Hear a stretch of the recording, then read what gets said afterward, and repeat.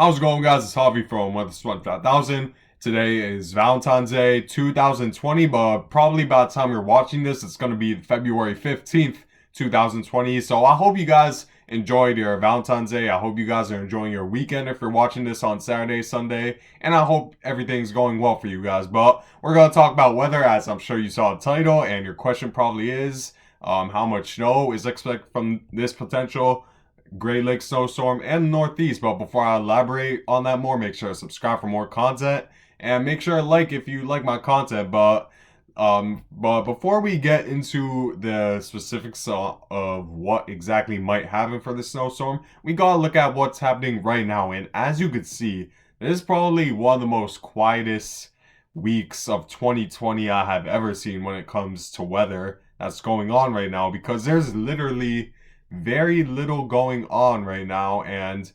not much weather is going on in the United States currently. Obviously, that's an entire different story near Iceland, where they're dealing with a potentially record-breaking bomb cyclone in that region. But in terms of the US, it's really quiet. The only things we are seeing is pretty much a little bit of snow showers in the North Dakota region and towards northern Minnesota, but it isn't really dumping much snow, and not no real accumulation is not much accumulation is expected thanks to these snow bands. And we obviously, like usual for this winter, have been seeing a lot of rain and snow showers around the Seattle area, but even this, it's quite light, this rain, and quite light the snow, almost non-existent the snow, unless you're in maybe the higher elevations of Idaho near the Missoula area. You might see some accumulation up in those higher elevations, but it should be light, it should be quick, and no real major or even minor accumulation is expected through this. Probably a dusting at best over the next 24 hours in this region. And then other than that, we only have a couple of rain showers just north of Miami, are pretty which is pretty much the only real heavy thunderstorm band or some type of precipitation band we're seeing currently in the lower 48 of the United States, where we see a little bit of thunder showers just north of Fort Lauderdale. So watch out if you're around that area.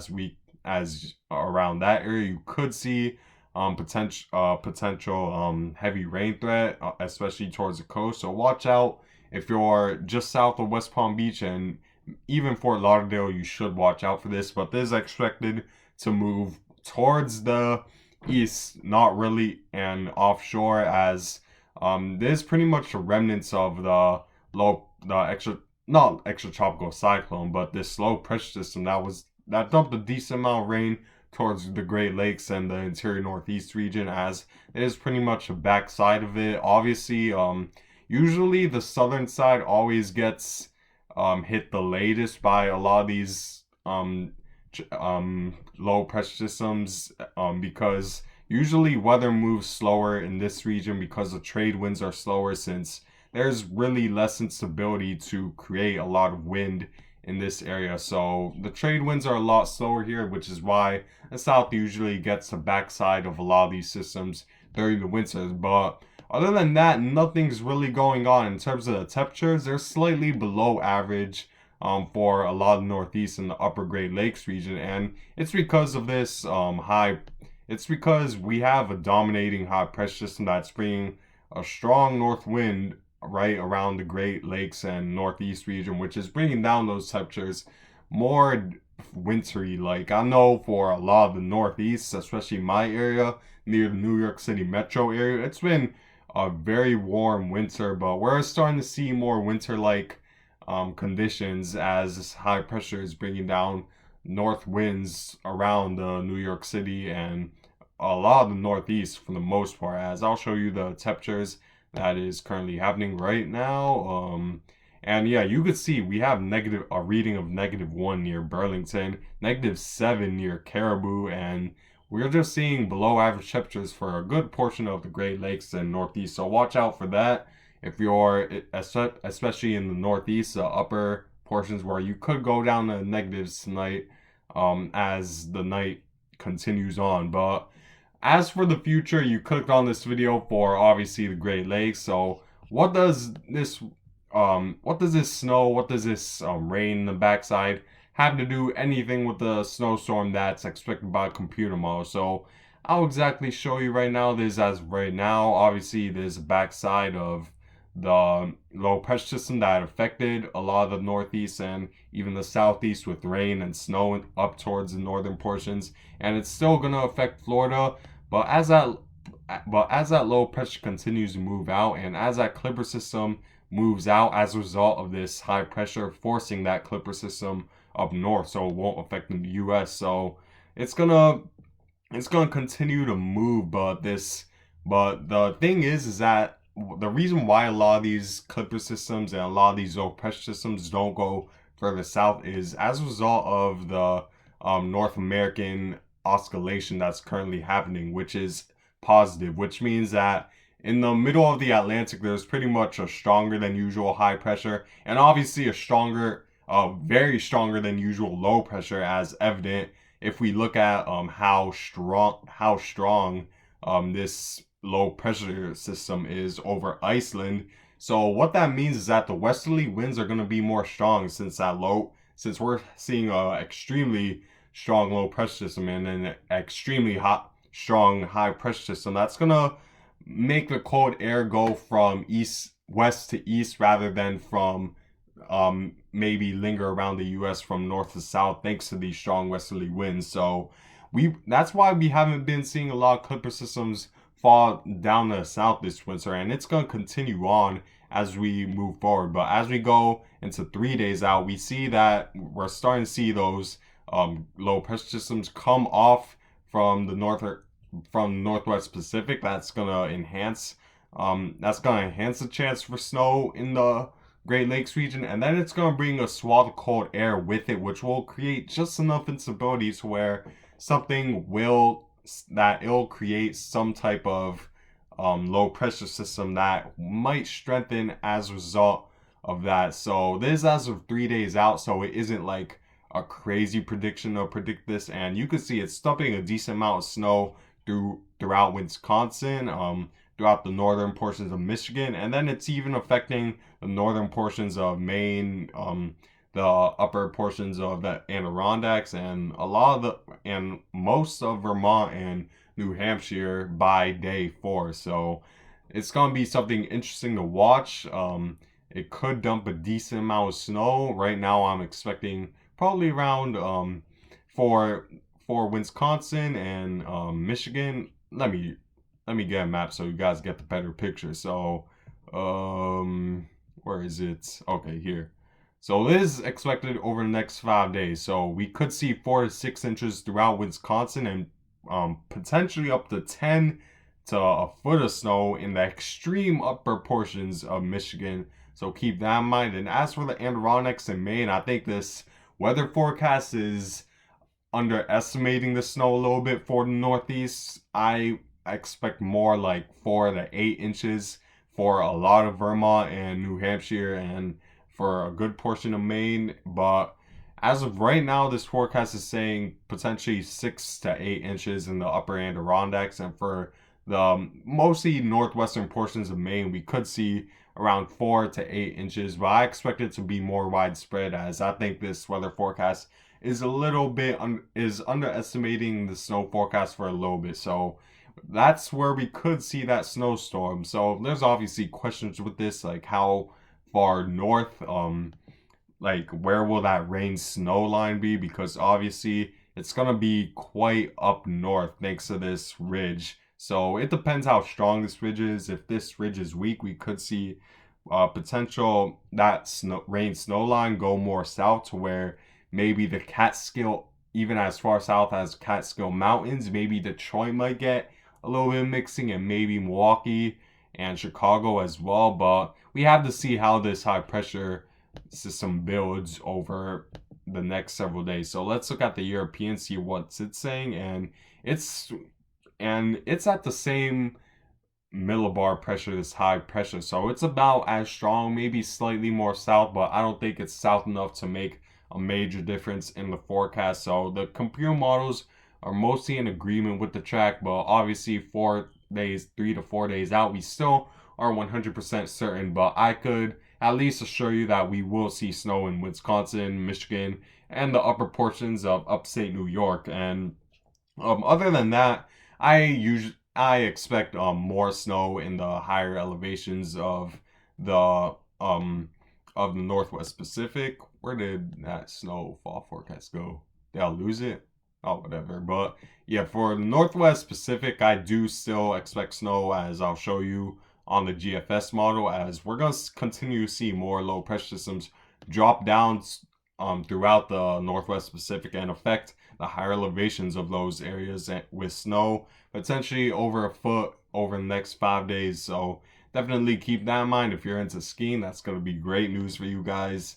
So let's move back. We see a low pressure system. This is going to be the same low pressure system that enhances the instability to create a bigger low pressure system that will dump snow throughout the Northeast, as usually the low pressure systems from the Pacific Northwest are the origin for a lot of these extratropical cyclones or just storm systems that affect a lot of the eastern portions of the US, as it's been a trend this winter and it's been mostly affecting the upper portions of the Northeast and Great Lakes throughout the winter. And yeah, that will enhance that instability and create snow. But other than that, we see snow that's gonna just dump over the higher elevations. So keep in mind that for potentially a foot of snow or more. And as for anything else other than winter, we might see a pretty decent amount of rain throughout the Ohio River Valley and going as far south as the southeast. I don't think it's necessarily going to be a severe weather threat, because I just don't think there's going to be enough instability, as I'll prove it to you right now, as I'll show you the 2 meter temperature anomaly. And if you look at the south, there just isn't going to be enough instability. It's well above average here, but even though it's a little bit below average in this region, it isn't below average enough to really create enough instability for these thunderstorms to grow out of. And you see the instability up here, but when temperatures are well above average up here, it doesn't really mean 70 or 60 degree temperatures. It usually means more like 40 to 50 degrees temperatures, and that type of temperature can't really hold enough water to create those thunderstorms. So we won't see much severe thunderstorms in this region, if at all. So yeah, so for the severe weather, so just worry about rain for the southeast and the Ohio River Valley.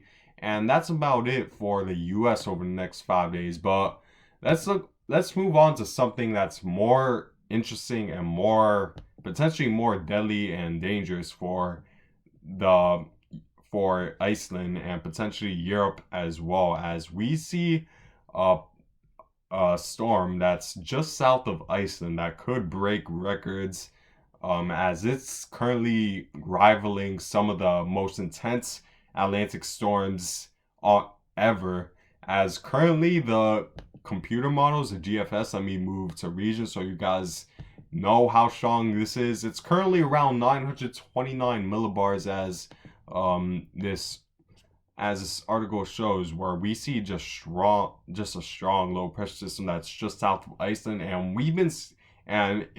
And the report's been seeing wind gusts of 160 miles per hour, nearly 160 miles per hour.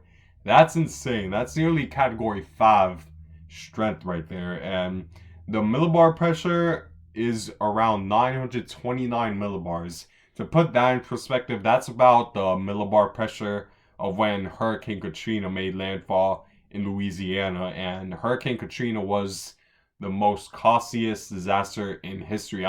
By no means I'm saying there's another Hurricane Katrina, but I'm just putting that in perspective so you guys get the better picture of how strong this storm is. We saw wave heights of 64 feet, which is insane, because I've seen 10-foot waves before, and they're pretty big. To have 64, 6 times that amount, is just unreal, man.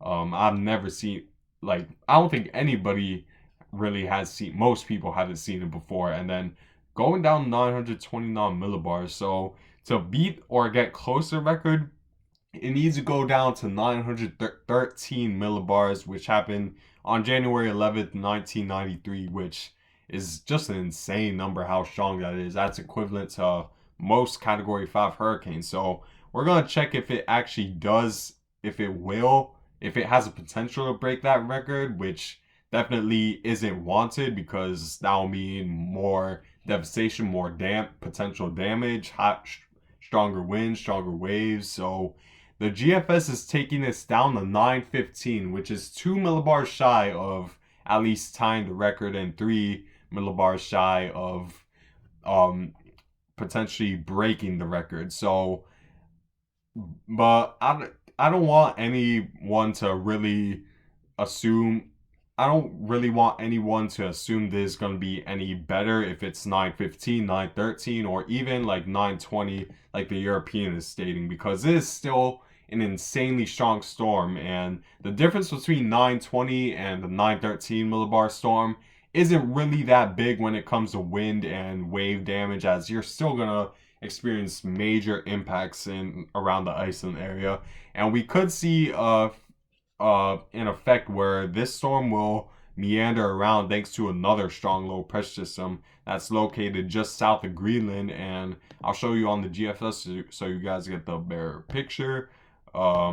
So yeah, so we have a 937 storm and 927 just spiraling around together, and this will spiral and get close to making landfall right around Iceland at 915. So keep that in mind if you're in Iceland. Remember, they report a 64-foot wave, so that's insane to think about. And yeah, just prepare for strong winds and dangerous, potentially life-threatening storm surge in that area. As I wish you guys the best over there in Iceland. But anyways, guys, I guess that's it for this video. I try to make videos as consistently as I could, but with school and stuff, sometimes I don't really have that much time. So I'm gonna try to make videos as much as I could with the time I have, and I hope you guys have a good day, and I hope you guys had a good Valentine's Day.